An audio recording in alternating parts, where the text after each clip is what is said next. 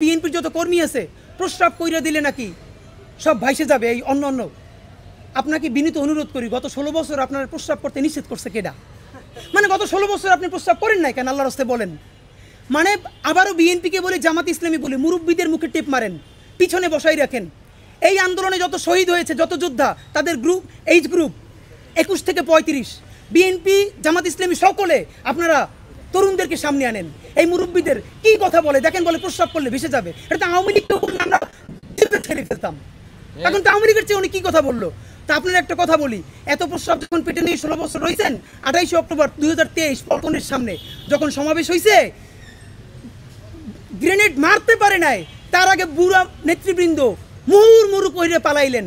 আমরা বিএনপির কর্মী না, তবু 1 ঘন্টা সেখানে স্টেজের সামনে দাঁড়াইছিলাম, কোন একজন মাঝারি মানের নেতাও আসে কিনা আমরা প্রতিরোধ গড়ে তুলবো। একজনও পারেন নাই। যত লাখ লোক আসছে, প্রস্রাব করলে তো আওয়ামী লীগ ভাইসে যাবে, তখন প্রস্রাব চাইবে কোথায় রাখছেন? মাথায় উঠেই রাখছেন। ফাইজলামি কথাবার্তা বলেন।